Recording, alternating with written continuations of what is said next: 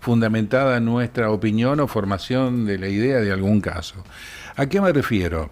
Me refiero a que vamos a tomar dos casos que para mí son similares. A lo mejor ahora Alejandro me va a decir no son similares. Pero a los hechos, como yo lo interpreto, es que un conductor alcoholizado sale a la ruta, choca, mata a 4 chicos que iban a trabajar. Está en su casa, prisión domiciliaria, o rico. Otro caso, un hombre que va por acá por el barrio, la Cantera 25, atropella a una criatura, la mata, se dice que se comprueba que también está alcoholizado. Ese hombre está hoy, tengo entendido, en la unidad penal número 9. ¿Por qué uno está en la casa y el otro no? El otro está detenido. Eso se lo voy a preguntar al presidente del Colegio de la Abogacía de aquí de Concepción del Uruguay, el doctor Alejandro Felipuzzi. Alejandro, querido, buen día, ¿cómo estás? Hola, buenos días, Hugo. Muy bien, muchas gracias y saludo a toda la audiencia también de tu equipo de trabajo. Bueno, muchas gracias. Ale, ahí hacía la introducción, no sé si alcanzaste a escucharla, pero la idea es saber cómo es el criterio de la justicia, de un juez, para que una persona que iba borracha en la ruta mata a 4 chicos y deciden mandarlo a su casa, con prisión domiciliaria, y otro acá en la ciudad que también aparentemente iba alcoholizado, choca a una criatura, la mata y está preso. ¿Por qué uno en la casa y otro en la unidad penal? Bueno, mira, primero aclaro de que no voy a hablar de los casos en particular porque lo que sé yo es lo que sabe toda la audiencia, en virtud de la publicación que se hicieron de estos casos por los medios. No tengo intervención en esas causas, no conozco en concreto cómo va el avance de la investigación, ni siquiera sé honestamente cuál es la situación que cada uno está pasando actualmente en cuanto a lo que es siendo pasible de alguna medida de coerción específica de la que vos estás haciendo referencia, acerca de que hay supuestamente una persona con prisión domiciliaria y otra está en la unidad carcelaria. La verdad no conozco la situación. Sí. Lo que sí te voy a hablar de la cuestión técnica, qué es lo que pasa en estos casos y qué medidas son generalmente dispuestas ante situaciones de homicidio en accidentes de tránsito, homicidios culposos, como técnicamente se debe decir. Son delitos sin intención, de toda diferencia de otros delitos que la persona dirige determinada conducta para lograr un resultado dañoso contra otro y quiere hacerlo y lo obtiene o trata de obtenerlo y por circunstancias ajenas a él no lo logra. Esto es un delito sin intención, es un accidente de tránsito en este caso. En el caso, lo que hay que aclararle a la sociedad, de que la persona que es identificada como presunto autor de un hecho que por imprudencia causa la muerte a otro, si no hay riesgo de entorpecimiento de la investigación y si no hay riesgo de que se fugue, no hay ningún tipo de fundamento para disponer el encierro de esta persona, sea en su domicilio o sea en una unidad carcelaria o de policial. Entonces, ¿qué es lo que se busca cuando se priva de la libertad a una persona en forma inmediatamente después del hecho, en este caso un accidente de tránsito? Se busca eso, se busca que no entorpezca la investigación, que no evite que se llegue a la real de lo sucedido, o eventualmente que se encuentre a disposición de la justicia para eventualmente cuando esté para juicio se dicte una sentencia y se pueda encontrarlo para que cumpla la sentencia. O sea, asegurar que la persona se encuentre sometida al proceso y que no lo eluda, que no se vaya. Entonces, si no hay riesgo de que entorpezca la investigación y si no hay riesgo de que se fugue, la regla es que se encuentren en libertad.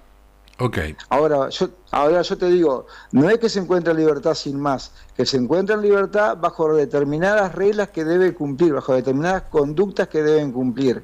Esto puede ser comparecencia semanal a una comisaría del lugar donde él reside, esto puede ser comparecencia a la fiscalía para dar cuenta que se encuentra en la ciudad.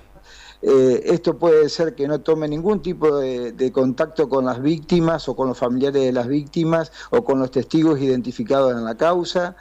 ¿no es cierto? Entonces, son medidas que tienden a asegurar de que el proceso llegue a la verdad material de las cosas que se está investigando.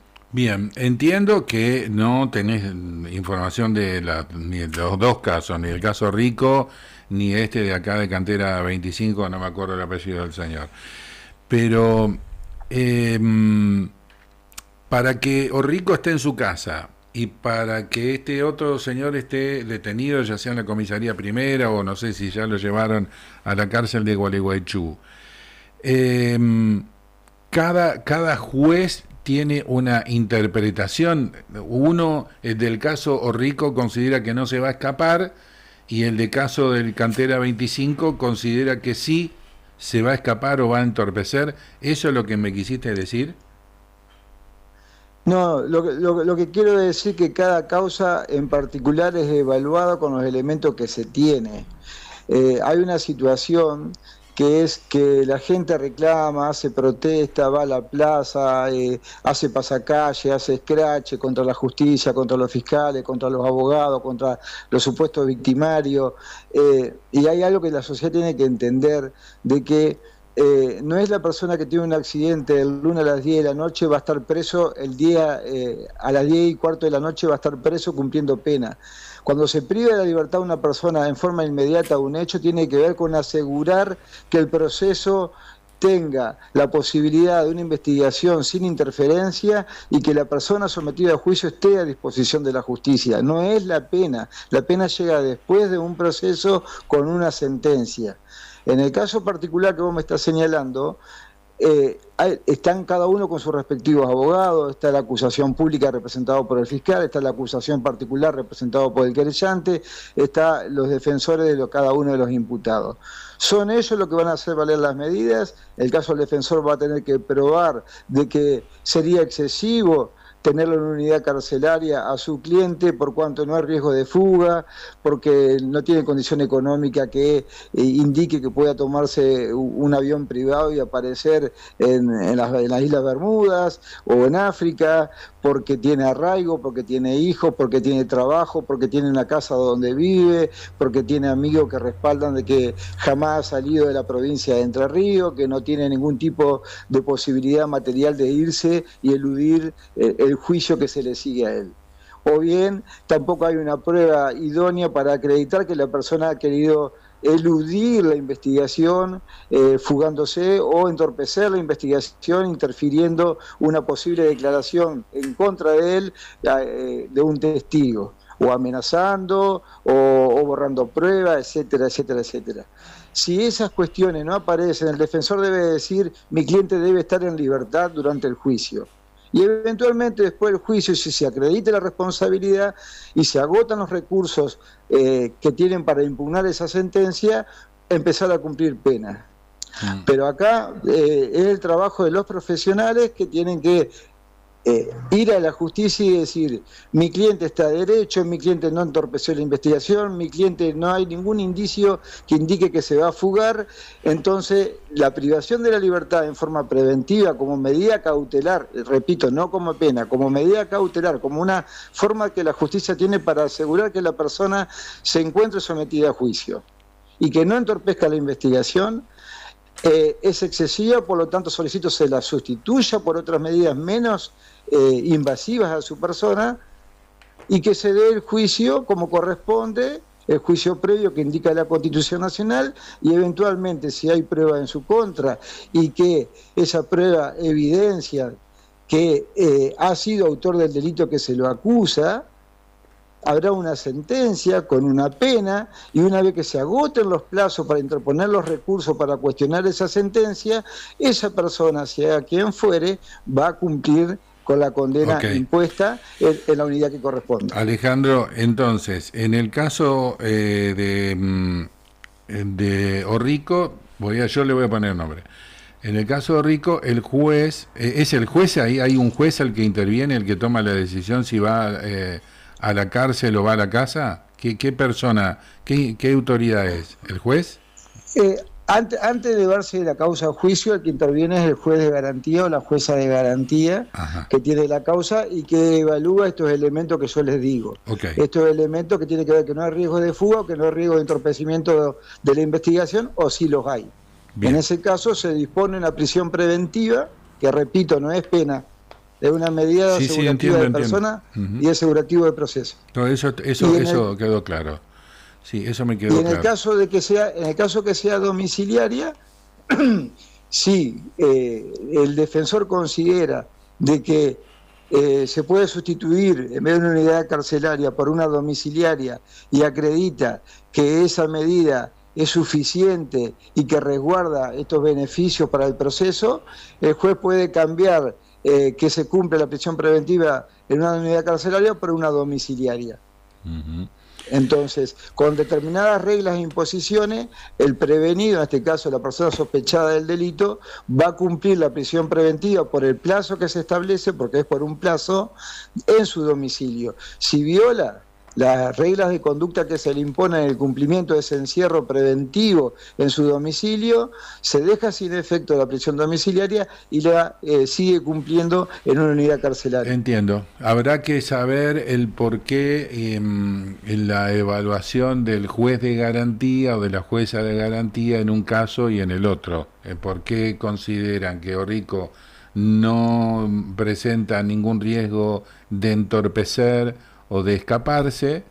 Y bueno, y el otro juez o la jueza que actúa en el caso del chico Jeremías, de ahí del barrio Cantera 25, evalúa que a lo mejor este hombre que produjo el accidente y mató a la criatura sí puede entorpecer o escaparse para tenerlo demorado o haberlo llevado a la unidad penal número 9. Sí, con esto te digo también que cada uno tiene su abogado y los abogados son quienes deben de alguna forma trabajar para impugnar alguna prisión preventiva en una unidad carcelaria si considera que es excesivo, si considera... El Código Procesal Penal a nosotros nos da elemento como defensores, nos da elemento para sustituir la medida de prisión preventiva en una unidad carcelaria.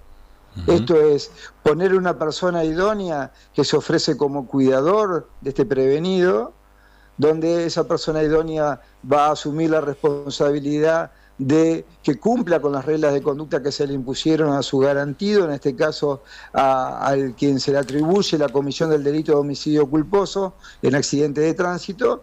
Entonces esa persona se ofrece como garante y es identificado en la justicia y es quien va a responder en forma personal en el caso de que su garantido no cumpla con las medidas de coerción que la justicia le impone. Las medidas de coerción son estas, que aseguran de que la persona se someta al proceso y que aseguran de que la persona no tergiverse las tareas de investigación de la justicia. Ali, cuando te presentaba decía, bueno, acá el abogado va a hacer algo de docencia para todos nosotros, ¿no? Así que ahora empecé a hacer docencia con los oyentes que te preguntan.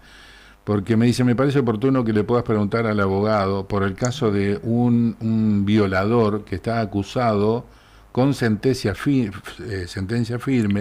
10 años de condena. La diferencia es, ¿está acusado o está condenado? No, está acusado y con sentencia firme, 10 años de condena. Y está en su domicilio. Esto... Bueno, puede haber un caso de que por la edad del condenado con sentencia firme y por la ley de ejecución penal puede estar cumpliendo la condena en su domicilio. Eso está previsto para las personas mayores de 70 años. Eso puede tratarse del caso. Ahora, si es una persona condenada con sentencia firme y tiene menos de 70 años, podría haber otra cuestión, por ejemplo, un estado de salud que no puede ser atendido en una unidad carcelaria, puede ser que también esté cumpliendo en su domicilio, pero hay que ver el caso en particular. Claro, pero ahora, a ver, Ale, perdóname, pero tiene que haber un caso, a ver, te voy a poner un ejemplo que no sé si existe o no, pero puede existir. Suponte que haya una persona de 70 años que fue a los 70 descubierto que era abusador de un menor en su familia, o abusador familiar. Lo descubren, lo acusan, lo condenan, pero como tiene 70, no lo van a mandar a la casa. Si está en la casa era que hacía el abuso. Y si tiene menos edad, igual está en la casa, puede deberse una cuestión de salud. ¿Algo entendí así o entendí mal? Sí, primero le contesto a tu compañera Hugo. Dale. Son otros casos que la ley prevé de ejecución penal, que en el caso de que haya un riesgo de salud muy evidente, que no puede ser atendido en una unidad carcelaria y requiere de una atención prácticamente diaria y continua, es dable que pueda disponerse que el encierro se cumpla en su domicilio. Eso por un lado. Por el lado de lo que decís, Hugo, está el tema de que si la persona mayor de 70 años tiene que ir a su domicilio, porque así lo establece la ley de ejecución penal, en ese domicilio no tiene que haber ningún tipo de contacto con menores de edad en el caso que haya sido condenado por delito de abuso sexual contra menores de edad.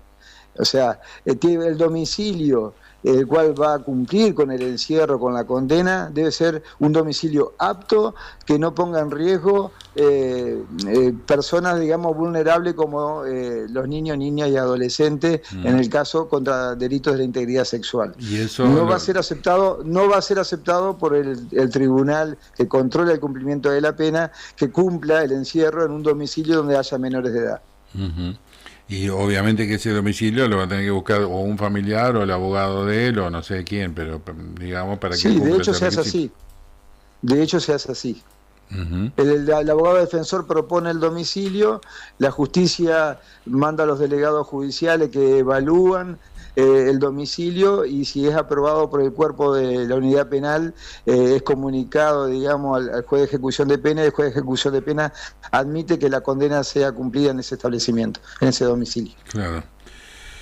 Bueno, entonces, a ver, como para poner título a lo que estamos charlando, porque estamos definiendo hoy antes, ¿qué título le ponemos a la charla que vamos a tener con Alejandro? A ver, diferentes criterios de evaluación de la justicia para casos similares. No sé cómo, porque la verdad, ¿qué título? En verdad no son casos similares, son casos totalmente distintos. Cada caso que nos ocurre en la sociedad es totalmente distinto a otro. Así yo te grafico una comparación. Un dolor de garganta de una persona no es igual al dolor de garganta de otra persona, porque no puede ser abordado de la misma manera, porque la persona seguramente no tiene asimilación de los antibióticos de la misma manera que lo tiene la otra, y sin embargo al momento de preguntarle qué le duele, dijo la garganta. Ajá. Con esto te digo que un caso donde hay un conflicto penal debido al supuesto comisión de un delito de lesiones, de homicidio en accidente de tránsito, es totalmente a uno que se determina de la misma manera, es totalmente distinto. Yo entiendo que no es igual, exacto, pero a ver, decime si los dos conductores iban borrachos y los dos ocasionaron muertes, ¿por qué uno está en la casa y el otro está preso? Son las distintas vicisitudes que tiene un proceso penal y que tiene que ver con esto. Debe indicarse en qué forma la prisión preventiva se funda. ¿Hay riesgo de entorpecimiento de la investigación? ¿Sí o no? ¿Por qué? ¿Hay riesgo de fuga? ¿Sí o no? ¿Por qué? Y si no es fundado, la prisión preventiva está a nada de revocarse y dejarse sin efecto por arbitrario. Hay una persona que tiene un principio de inocencia que se le debe respetar. Hay una persona que tiene un derecho a un juicio previo que se le debe respetar. Hay un principio de inocencia que dice que rige hasta tanto haya una sentencia firme que lo declara culpable. Entonces, si disponemos medidas de restricción de libertad a una persona que es inocente para la ley, debe estar fundada. Ahora, el trabajo es de los abogados defensores que acrediten que su cliente no tiene ningún riesgo, no se ha acreditado tal riesgo de que entorpezca con la investigación, que su cliente no se va a fugar y la parte acusadora, pública o privada, no ha acreditado indicios serios de que haya riesgo de fuga. Está bien. Ahora, Ale, sí, te entendí. Ahora, volvamos al caso de un abusador. Que vos decís todo el mundo es inocente hasta que se pruebe lo contrario. Si una persona es acusada de abusador de una criatura de intrafamiliar, o sea, que vive con él ahí en la familia, ¿qué pasa con esa persona? Que hasta que no llegue a juicio y sea condenada, ¿va a seguir viviendo en esa casa? Eso no es así. El fiscal va a pedir medidas que tienen que ver con proteger al menor o a la menor, ¿no es cierto?, de que no tome ningún tipo de contacto con la persona denunciada y eventualmente le va a imponer al denunciado una medida de restricción de acercamiento respecto del menor o la menor. Ok, bien. Pero Y eso, el supuesto abusador siempre en libertad, digamos. por supuesto, sí, sí, sí. Una pregunta, Alejandro, me Sí. queda. Capaz totalmente chabacano lo que voy a preguntar, pero esto por ahí vos lo dejaste entrever o será lo que por ahí entendí yo y algunos de los oyentes también que han escrito. Esto significa que si uno tiene un mejor abogado, por ejemplo, puede conseguir que no lo pongan en una prisión preventiva ante un delito, ante un hecho, o no tiene nada que ver la calidad del abogado que me toque o que contrate. Bueno, esto que no se tome como que juzgo a los profesionales que intervienen en las causas que ustedes indican, que son abogados de renombre, de formación reconocida y que trabajan en el derecho penal todos. Así que lo que quiero decir es como lo digo siempre, un profesional bien formado es más probable que haga bien su trabajo en el caso en particular. Como todo, si vos tenés el acceso a un médico y el médico es reconocido y sabe lo que hace y ve esos casos continuamente, muy probablemente va a tener un abordaje de tu situación de salud mejor que otro que tenga menos experticia en el caso. ¿Eso es conocer más o supuesto, menos el Código Penal? el Código Penal, el Código Procesal Penal, los fallos que se han dictado en relación a las prisiones preventivas, la doctrina vinculante al Superior Tribunal de Justicia en respecto a esos casos. Nosotros estamos estudiando todo el tiempo y cada caso que nos llega es totalmente distinto y tenemos que ir a libros totalmente distintos y fallos totalmente distintos. Y sin embargo, estamos hablando de homicidio en accidente de tránsito, por ejemplo, pero cada caso en particular es distinto. Ustedes están haciendo una comparación de un caso que sucede a la madrugada en un lugar, en una zona rural, están haciendo comparación con un caso que sucede acá en zona urbana, las velocidades de los vehículos son distintas, en uno intervienen 2 vehículos a motor, en otro interviene un solo vehículo a motor, son cuestiones totalmente distintas. Lo que es importante que ustedes sepan es que la privación de libertad inmediatamente al hecho no es pena, no es pena, no es sanción, es una medida de aseguramiento de proceso y de la persona que se debe someter al proceso. Eso es importante para que la sociedad entienda. Y si hablamos de que por ahí he escuchado, ¿no?, que alguno tiene una condición económica mejor que otro, entonces aquel está libre, aquel está preso, eso no es así. Eso no es así. Hay una persona de muy escasos recursos que dicen acá todo el tiempo, entran por una puerta y salen por la otra. Y entonces, si hablamos de recurso económico, entonces la persona humilde que hurta al descuido de otra persona que tiene un bolsito, entonces ¿por qué entra por una puerta y sale por otra? ¿Cuál es? ¿A qué se debe? Ah, la justicia no funciona. No es así, porque esa persona que fue detenida en circunstancias de hurto en flagrancia, esto es en el mismo momento que lo está haciendo, o en el caso de Cristian que sufrió estos robos que vos estabas contando, que salen, previamente fueron identificados, previamente se supo dónde van a estar, previamente se indicó una persona que va a responder por ello en el caso de que hayan dispuesto su libertad. O sea, la justicia hizo lo que debió hacer, garantizando el debido proceso, garantizando el principio de inocencia, y eventualmente cuando haya una condena contra estas personas y se encuentre firme, van a cumplir con la pena que se establezca en la condena. Pues es que no sé cómo era antes, por ahí me equivoco, Ale, y ya no te molesto más porque ya demasiado generoso con tu tiempo estás. Pero yo me acuerdo que antes lo paraban a alguien y lo encontraban con una moto floja de papeles y esa moto tenía denuncia de robo. Un pedido de captura. El flaco ese se comía por lo menos una noche de calabozo. Ahora le toman los datos y se va a su casa. Las medidas, no sé qué pasaba antes, lo que te digo que las medidas que tienen que ver con garantizar el debido proceso debe ser la persona que es aprendida, inmediatamente la policía debe dar aviso al fiscal en turno. El fiscal en turno, ahí según las circunstancias del caso en particular, dispone las medidas que tienen que tomar la policía, que en este caso eran como sus auxiliares, con la persona y con los efectos que se le secuestraron. Si la fiscal dispone de su identificación y su liberación, es la facultad que tiene el fiscal para hacerlo así, de esa forma. Pero repito, la sociedad, con su fundamento, ¿no? Porque nadie quiere que la paz social se vea alterada con el delito, y me incluyo, pero la sociedad quiere solución inmediata para los delitos y desde la justicia, porque hay un proceso para cumplir. No es posible darle solución inmediata, no es posible que una persona que cometió un delito el lunes empiece a cumplir pena, que es lo que quiere la sociedad, pero eso no es posible. Eso no es posible. Tiene que haber un estudio del caso y después recién una condena. Bueno, la verdad que es re interesante conversar contigo. Te molestamos seguido ahora, pero es muy interesante. Me parece que hay que hacer docencia con tu profesión también acá en la opinión pública, Ale. Es fundamental porque si no haces docencia, la gente opina sobre bases erróneas.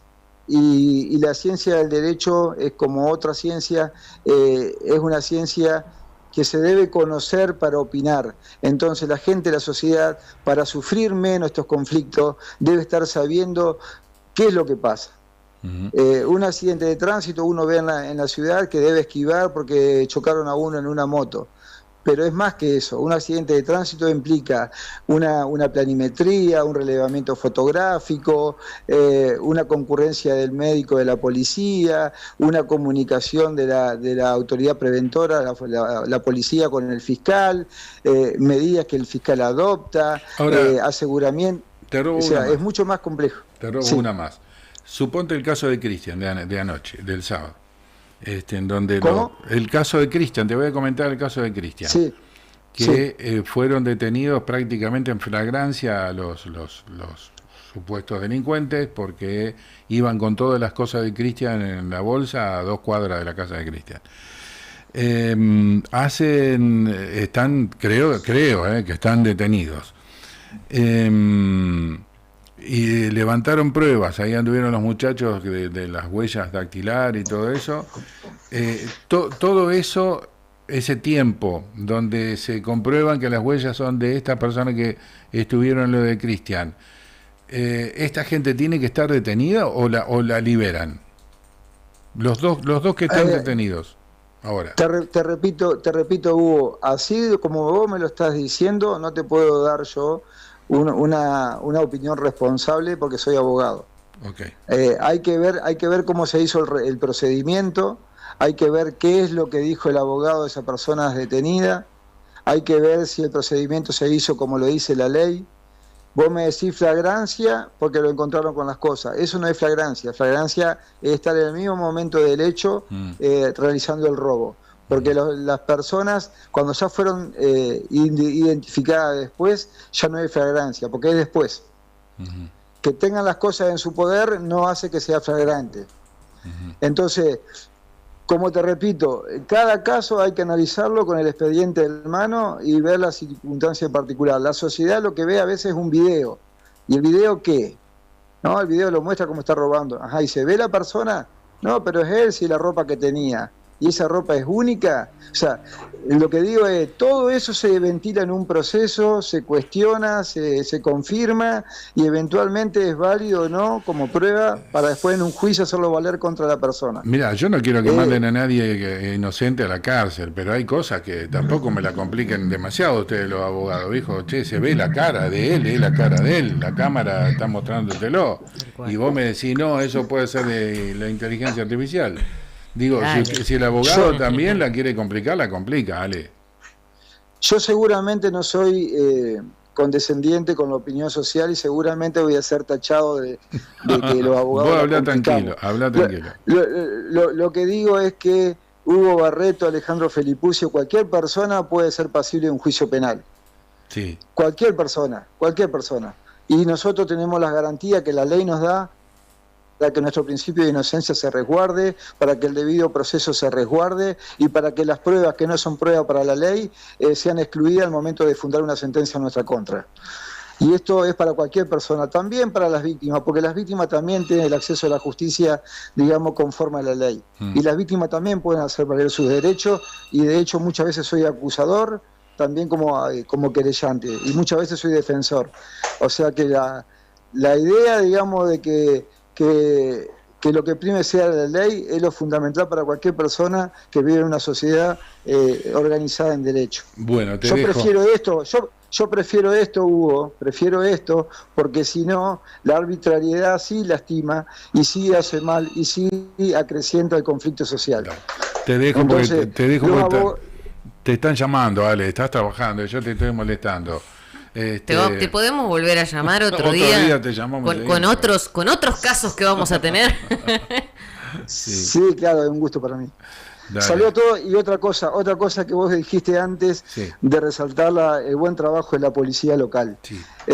Doy fe de que lo que decís es tal cual. La policía que tenemos en Concepción del Uruguay es excelente, trabaja muy bien, y en todas las diligencias que me ha tocado intervenir ha dado muestra de su excelente profesionalidad a la hora de abordar cualquier tipo de conflicto.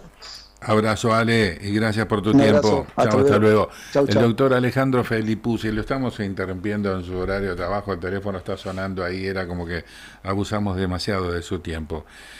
Pero bueno, qué sé yo, está bien, él habla con el fundamento de ser una persona formada en estas cuestiones, ¿no? En donde nosotros tenemos que ir aprendiendo un montón de cosas, pero, viste...